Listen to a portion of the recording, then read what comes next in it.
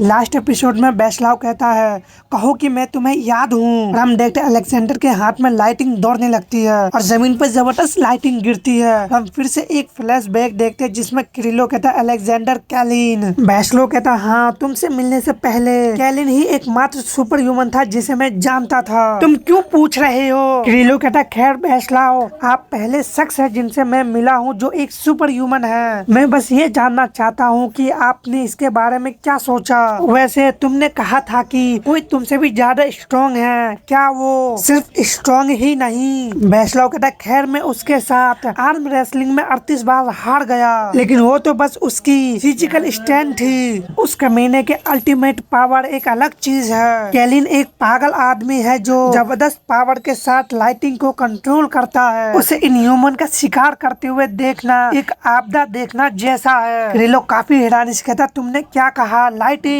तो वो कहाँ है? बेस्लाव कहता कोई आइडिया नहीं, हम कभी एक दूसरे के इतने करीब नहीं थे। आज की तरह हम तब एक टीम बनकर नहीं चलते थे। वो बहुत घूमता था और कहता था कि जल्द ही वो सुपर ह्यूमन को लीड करेगा, लेकिन मेरा उससे कॉन्टैक्ट बहुत पहले ही टूट चुका है, काफी समय हो गया है। किरिलो कहता मुझे ये कहते हुए बुरा लग रहा है, लेकिन शायद उसके लाइफ में कुछ गलत हो गया है। इससे बेस्लाव चिढ़ते हुए कहता है ये मेरा काम नहीं है, चाहे उसके लाइफ में कुछ भी हो। वो कमजोर नहीं है इसलिए कोई प्रॉब्लम नहीं होनी चाहिए। वो बहुत ही पावरफुल सुपर ह्यूमन है, मुझसे भी कहीं ज्यादा। खैर अगर मैं पतला हो जाऊं तो ये एक पूरी तरह से अलग कहानी होगी। और हंसने लगता है। किरिलो कहता मैं सच में उससे मिलना चाहता हूँ, कैलिन से। बेस्लाव कहता वो सच में बहुत ही समझदार शख्स है, लेकिन वो एक जोकर की तरह है जो कभी भी सीरियस नहीं हो सकता। तुम उससे थोड़ा अलग हो। मुझे लगता है कि ये दिलचस्प होगा जब हम तीनों फाइनली एक साथ हो जाते हैं। किरिलो काफी हैरानी से कहता मिस्टर बेस्लाव ये पहली बार है जब मैंने उन्हें मुस्कुराते हुए देखा है। हम प्रेजेंट का सीन देखते हैं, वहाँ पे जबरदस्त लाइटिंग गरज रही होती है और कैलिन का पंच आगे की तरफ बढ़ता है और जाके बेस्लाव पे बरसात करने लगता है। कैलिन फिर से पंच बनाते हुए बेस्लाव को चेहरे पर जबरदस्त पंच मारता है, जिससे बेस्लाव नीचे की ओर गिरने लगता है। तभी वो अपने आप को संभालता है और अपने मुंह से ब्लड को थूकता है और उसके सामने आते हुए कहता है ये आर्म रेसलिंग से अलग है बेवकूफ, और उसके चेहरे पर जबरदस्त पंच मारता है, जिससे कैलिन काफी सारा टप्पा खाते हुए ऊपर की ओर जाने लगता है। बेस्लाव भी उसके तरफ बढ़ता है और कहता है कैलिन, और बेस्लाव तरफ जाते हुए उसके पास पहुंच जाता है और उससे कहता है मैं वही कर रहा हूँ जो मुझे लगता है कि तुम्हारे लिए सबसे अच्छा है मेरे दोस्त, मैं अभी तुम्हें बता देता हूँ। और वहाँ पे जबरदस्त धमाका होता है जिसे जमाल भी देख रहा होता है और अपने मन में कहता है पीछे धकेलना। वो धीरे धीरे आगे बढ़ रहा था, लेकिन अब वो कंट्रोल से बाहर हो गया है। वो कैलिन है, मुझे उसकी उम्मीद नहीं थी। तभी जमाल के पास अटैक पहुंच जाता है, जिससे जमाल बचने की कोशिश करता है और वो काफी स्पीड से वहाँ से भागने लगता है। किरिलो के हाथ में स्वॉर्ड होता है और वो कहता है तुम सच में बहुत फास्ट हो, तुम्हें अचानक बीच में रोक देने के लिए सॉरी, लेकिन मेरा कोई ओपिनेंट नहीं था। हम देखते जमाल के चेहरे पे भी कट लग जाता है और उसे कोई देख रहा होता है और किरिलो कहता है तुम बकेट हैट, ऐसा लगता है जैसे मैं दूर से ही लीड कर रहा हूँ। मैं जानता हूँ कि ये सभी कठपुतलियाँ तुम्हारे कंट्रोल में हैं, तो मैं तुमसे एक बात पूछना चाहता हूँ, अगर मैं तुम्हें मार दूँ तुम्हें क्या लगता है इस सिचुएशन में क्या होगा? जमाल कहता मैं नहीं जानता क्योंकि मैं अभी तक मरा नहीं हूँ, और अपने मन में कहता मैं जिंदा रहूंगा। किरिलो अपना हैंड साइन यूज करते हुए कहता है क्या ऐसा है? ये काफी परेशानी वाली बात है, और काफी सारा शॉट बनाते हुए कहता है खैर क्योंकि हम दोनों में से किसी को भी नहीं पता तो क्यों ना हम इसकी जांच कर ले। इससे जमाल काफी हैरान होता है और कहता वो 2G है। किरिलो अपने पंच को बंद करता है, जिसे शॉट काफी स्पीड से जमाल की तरफ जाने लगता है। जमाल उनसे बचते हुए कहता है चैनवर इसे डॉज करो, वो फास्ट है। किरिलो दोबारा अपना हैंड साइन यूज करते हुए अपने हाथ को झटकता है, जिससे ऊपर से एक जायंट स्वॉर्ड आने लगता है। और ये सब देख कर जमाल काफी हैरान होता है और वहाँ पे जबरदस्त धमाका होता है और हम देखते ये एक्स होता है। और दोनों मास्टर भी एक साथ कहते हैं एविन। नेजी ग्रैंड मास्टर का ध्यान भी उधर जाता है। अभी दो बंदा वहाँ से चले जाते हैं और ऊपर जाके लैंड करता है ये जमाल और चैनवर होता है। जमाल कहता क्या तुम ठीक हो? चैनवर के हाथ से ब्लड निकल रहा होता और कहता नहीं मेरे पीठ पर गहरा घाव हो गया था। जमाल अपने मन में कहता, बेवकूफ मॉन्स्टर, क्या वो रूसी सुपर ह्यूमन है? फ्यूचर की प्रिडिक्शन पहले ही गलत साबित हो चुकी है। मैं ज्यादा केयरफुल नहीं था। अब जब हमारी सारी समझ बिगड़ गई है, मैं या तो मर सकता हूँ या सब कुछ खत्म कर सकता हूँ। पहले उस ब्लैक हैट वाले से बड़ी लड़ाई हुई थी। मैं बहुत बेवकूफ हो गया हूँ, शायद दिमागी झटके की वजह से। अगर मैं अपने अंदर सारी पावर को बाहर निकाल दूं, तो भी ये फाइट में जीत नहीं सकता।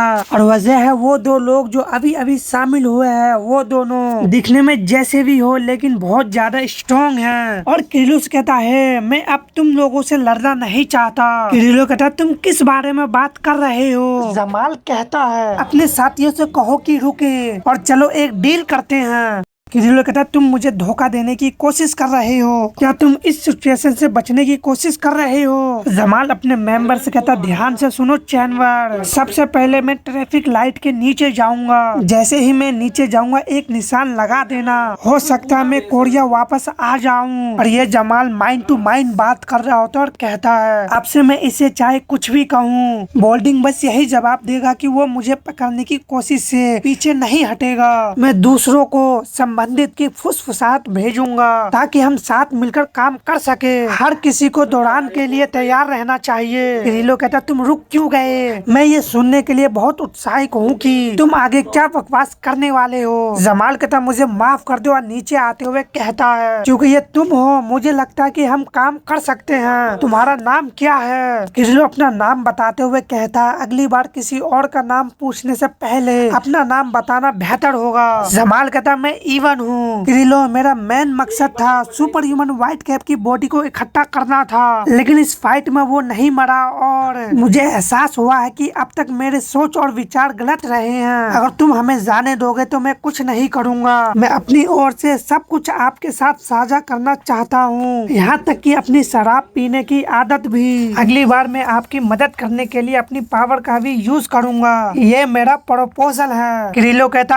अब तुम्हारा नौकर जो बेस्लो से लड़ रहा है वो अलेक्जेंडर कैलन है ना? जमाल कहता, हाँ। किरिलो कहता है, ठीक है, ये बात यहाँ लड़ रहे सभी पे लागू होती है। तुम्हारी कठपुतलियाँ, इससे कोई फर्क नहीं पड़ता कि वो सुपर ह्यूमन है या इनह्यूमन, या वो किस प्रकार की सिचुएशन में है। मैं किसी भी चीज के बारे में पूछना या बहस करना नहीं चाहता। मेरा मानना है कि लोगों को बदला नहीं किया जाना चाहिए। जिससे जमाल उसे देखता और किरिलो कहता है, तुमने एक झूठा प्रपोजल पेश किया जिसका तुम सच में मतलब नहीं रखते। मैं बस यही दिखावा करूंगा कि मैंने इसे सुना ही नहीं, और अपनी पावर का यूज करने लगता है। तभी वहाँ पे नेजी और ओपिन आ जाते हैं। इससे वो दोनों काफी हैरानी से उन्हें देखने लगते हैं और वहाँ पे जबरदस्त धमाका होता है। किरिलो अपने आप को बचाता है और नेजी से पूछता है, क्या तुम ठीक हो? नेजी हंसते हुए कहता, सॉरी, तुम उसके साथ बहुत अच्छे बातचीत कर रहे थे, लेकिन ऐसा लगता है कि मैंने तुम्हें बीच में रोक दिया। किरिलो भी मॉन्स्टर को देखता है और ओपिन भड़कते हुए कहता है, वेल। अपने बॉडी से और भी बॉडी पार्ट निकालने लगता है, जिसे देखकर नेजी अपने मन में कहता है, मैं सबसे अच्छा कोशिश करूंगा।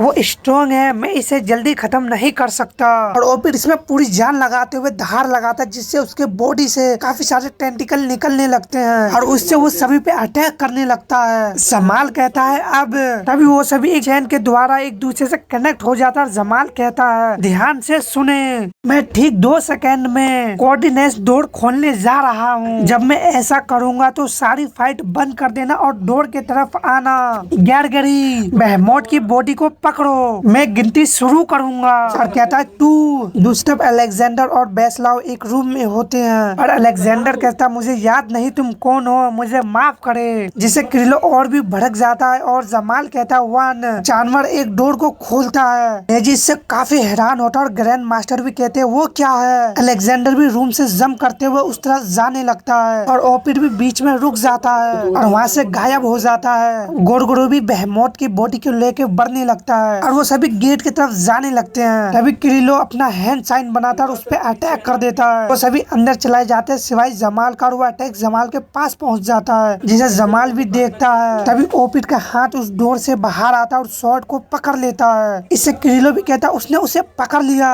ओपिन के पकड़ से स्वॉर्ड में भी क्रैक आने लगता है, उसके टुकड़े टुकड़े हो जाते हैं और कहता, तुम्हें इतना समय क्यों लग रहा है ये किनारा? और तभी वो डोर बंद हो जाता है। और वो डोर पूरी तरह से बंद हो जाता है, जिससे वेस्लाव काफी भड़क जाता है और रिपोर्टर इनह्यूमन घटना के बारे में रिपोर्ट दे रहे होते हैं। ये विवाद हाई स्कूल से लेकर शहर तक फैली हुई थी। इंचोन के मेयर का कहना है वो समझते हैं कि जरूरी संपत्ति का नुकसान हुआ था, तो अभी नुकसान का हिसाब लगा रहे हैं और सरकार लोगों की मदद कर रही है, डेल लूटक मिलिट्री सोल्जर ने कहा। और हम जूरी को देखते जो अपने डायरी में लिखते हुए बताता है जमाल का नाम भिखारी के तौर पे रखा है। लिखता है इस दुनिया में यहाँ बहुत सारे अजीब लोग हैं, सुपर ह्यूमन से ही लड़ रहे हैं, क्या बात है। हालांकि वो एक भिखारी जैसा दिखता है जिसने कॉन्ग को ले जाने की कोशिश की। वो इतना डरावना था कि मैं उसके बारे में दोबारा सोचना नहीं चाहता। कॉन्ग हमेशा मेरे साथ रहता है, इसलिए कभी कभी ऐसा लगता है कि मैं भी एक सुपर ह्यूमन हूँ। उस सुपर ह्यूमन की आंखों में देखते हुए सांस लेना मुश्किल हो गया। मुझे ऐसा लगा जैसे मैं अपने पैंट में सुसु कर दूंगा।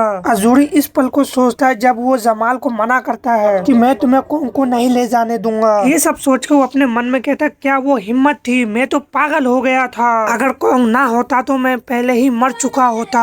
ठीक है जूरी, तुम लगभग मर ही चुके थे, तुम ऐसी गलती दोबारा नहीं कर सकते। लिखता बहुत सारे सुपर ह्यूमन को जानने का मौका मिला। मिस्टर पिग जो हमेशा अपना दांत दिखाता है और वो पीले बाल वाला आदमी, मुझे लगता है कि वो दांत दिखाने वाले आदमी का सबऑर्डिनेट है और वो रूस से है, किसी कारण से वो मुझे पसंद है। और तभी हम नेजी को देखते जो कहता है मैं तुम्हारा अंकल नहीं हूँ। और हम फाइट वाले दिन का देखते हैं, जूरी कहता है याद नहीं रहा तुम। और उस दिन को याद करता है जब नेजी लिम से पहली बार टकराता है और कहता है मेरा मतलब है वो। नेजी अपने मन में कहता है सुपर ह्यूमन व्हाइट कैप, क्या तुम अभी भी बेहोश हो? नहीं, ये अजीब है, कुछ तो सच में अजीब है। जूरी बताता है या शायद ऐसी लापरवाही तभी होती है जब मन पूरी तरह शांत हो जाता है, जब तुम्हें महसूस होता है कि अब कोई खतरा नहीं है। तभी जूरी के सर पे कोई हाथ रखता है और कहता है ठीक है जूरी, जिसे जूरी कहता है ओल्ड मैन। और मास्टर कहते हैं अब तुम लोग क्या करने की प्लान बना रहे हो? और बेस्लो कहता है क्योंकि अब हमारा काम पूरा हो गया है तो आइए हम जानकारी शेयर करें। दानियांग कहती है ठीक है। बेस्लाव कहता है सबसे पहले हम रूस वापस जा रहे हैं। लेकिन किरिलो दानियांग से पूछ रहा होता है क्या तुम एसएनएस यूज करते हो?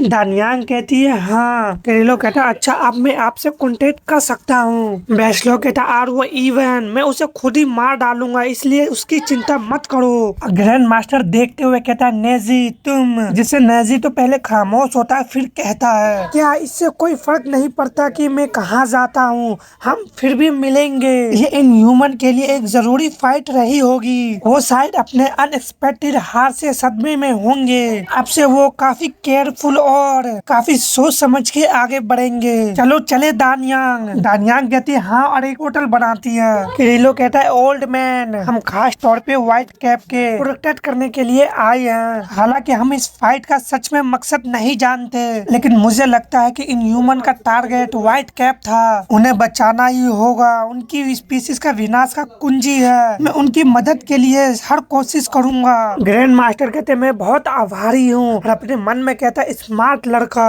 बेस्लाव कहता किरिलो चलो बात बंद करो और कपड़े खरीदने चले, या हमें पहले खाना चाहिए। किरिलो कहता चलो पहले कपड़े खरीदे, मैं तुम्हारे साथ नहीं जा सकता।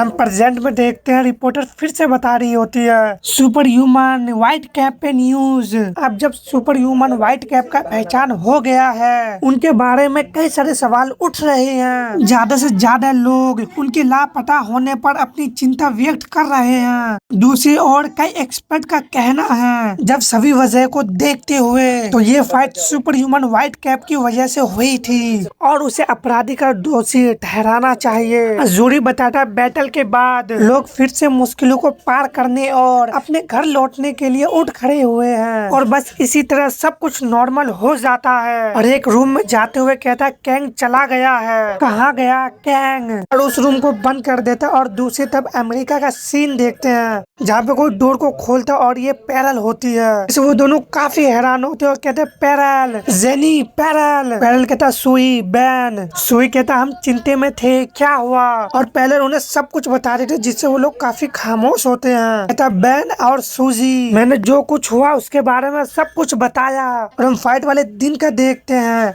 पैन कहता है इतनी जबरदस्त पावर, ये आवाजें रुक नहीं रही है, ऐसा लग रहा है जैसे मेरा कान फटने वाला है और मुझे ऐसा लग रहा है जैसे मेरा सिर हिल रहा है, मेरा रास्ता का समझ और लगभग हकीकत का एहसास खो गया।